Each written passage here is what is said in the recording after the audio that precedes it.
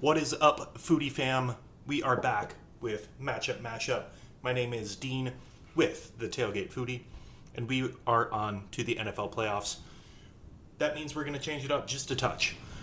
So with Mashup, we were taking the Sunday night NFL games, taking the cuisines from both cities, and squishing them together, making a recipe out of it. So the change up is I went through each team that is playing this weekend, and I decided which recipe was actually going to combine the best, if you will. And it just so happened that my Packers are playing the Eagles again, just like they did down in Brazil. But I didn't make a recipe for that. And I'm pretty excited about this. So I went with Packers versus Eagles over some of the other ones. There wasn't many great ones. This one's great. This one's going to be absolutely fantastic. It's taken all things Philly with all things Wisconsin and throwing them together. It's going to be absolutely delicious. Cannot wait for it. Cannot wait for a Packer victory. I know it's been a bad couple weeks, but it's the playoffs. Cheers. You're going to start with all the classic ingredients for both Philly cheesesteaks and obviously some poutine.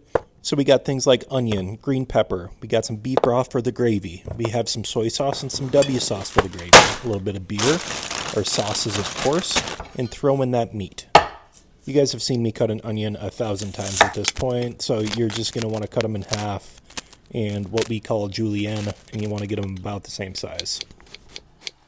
Did you know that the sharper your knife is, the less you're going to cry when the Eagles lose? The more you know.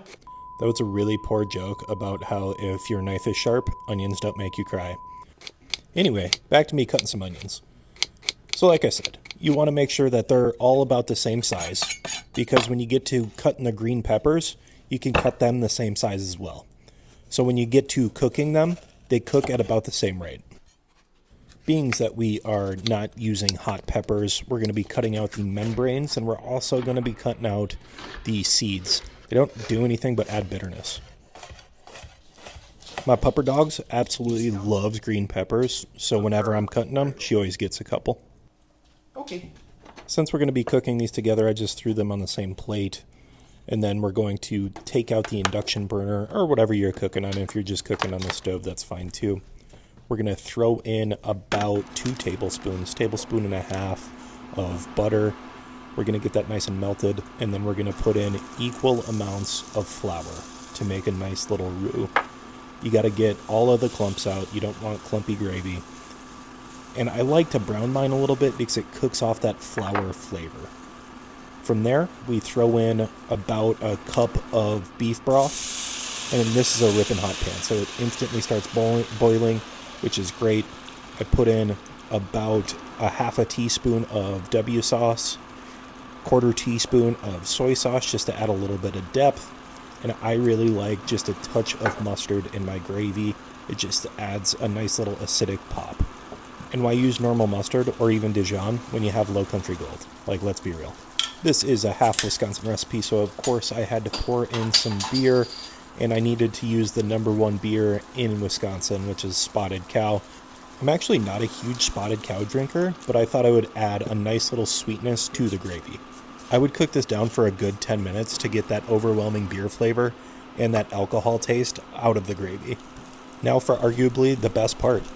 Let's throw another tablespoon of butter into a nice hot pan, get that nice and melted down, and then we're going to put that sliced up ribeye into the pan to get it nice and caramelized. You're going to want to make sure that each piece is touching the pan for the most amount of flavor. Backyard burger blend, baby. And just like with every other thing that I do, I recommend about 1 tablespoon per pound of whatever you're cooking. For this one in particular, it was a little under a pound of ribeye, so I used probably about 3/4 of a tablespoon of burger blend. Once that meat is almost finished, I make a little hole into the pan so that way when I throw in the vegetables, they can also be touching the pan. Again, I want to maximize the surface area that is touching the pan to get maximum amount of flavor. When I got a little bit of color on those onions and green peppers, I poured in just a little bit more of that Spotted Cow put on a lid so that way I could get those vegetables steamed up a little bit and make sure that they're nice and soft. Here comes more Wisconsin with that Sargento cheese. So we're using a mixture of mozzarella and provolone. You're going to want to get that stirred in. And you know how much you want to put in? You're going to want to measure with your heart because it doesn't matter. You want it cheesy. And this air fryer will be the death of me, especially on these videos. It always makes me feel stupid. I never preheat it, but I was trying to listen to what the bag says, and I finally figured out how to preheat it. I then went on to dump 3/4 of the bag into the bin there, and that was way too many. Like, it wouldn't have done its job. This air fryer just makes me look like an idiot, or I should say, makes me look like more of an idiot than I am. Anyway, you're going to want to shake it up to make sure that the fries are evenly distributed on the bottom of the basket.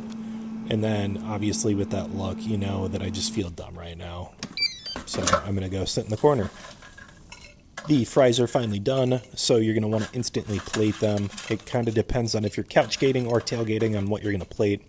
I'm just going to be eating these inside, so I used a nice long plate that I have, pulled out some amazing cheese curds. It's been a while since I've had some fresh cheese curds, and these were top tier Wisconsin cheese curds.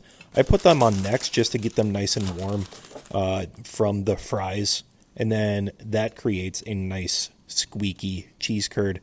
Everybody from Wisconsin knows that squeaky cheese curds are the best cheese curds. You're going to want to move on to that nice hearty gravy, that beer gravy that we made earlier. Man, as I say later, this gravy took this poutine over the top, but my goodness, it was good. Just got the right amount here. Honestly, I probably should have made a little bit more, but here we are. It is what it is. For the second to last step, you're going to want to put on that Philly cheesesteak mixture. Obviously, like I said before, Philly cheesesteaks are a classic. The flavor was unexceptionally good. You have the meat, you have the vegetables. It was just such a good topping. With how rich this was going to be with the gravy, with the fries, with the cheese curds, and the Philly cheesesteak mixture, I wanted something with a nice little pop of vinegar.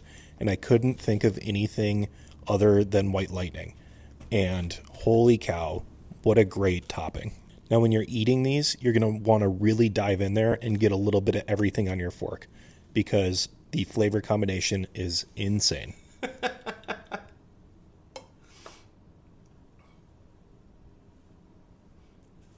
Philly Cheesesteak Poutine with Wisconsin beer gravy and Wisconsin cheese curds. I mean, I don't know how this is going to be bad.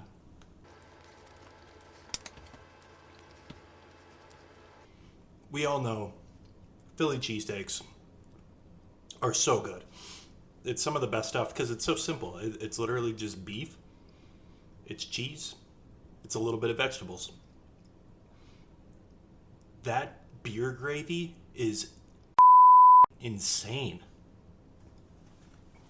Oh. Honestly, the White Lightning that I drizzled on top is really, really good too. The reason I did that is because of the acid in this.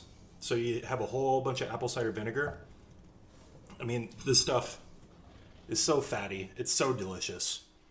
But it's rich. This White Lightning cut through that. Get you ready for that next bite. This is awesome. This is so good. I know I've said this before. I'm never going to be skinny. I think I've come to terms with it because I get to make stuff like this.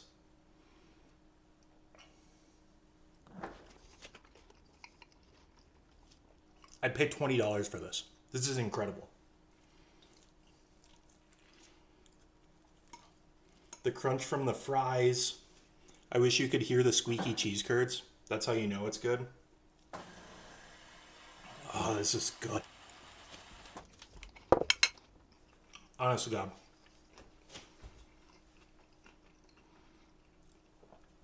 A rundown of this. Crunchy French fries. They're beer battered.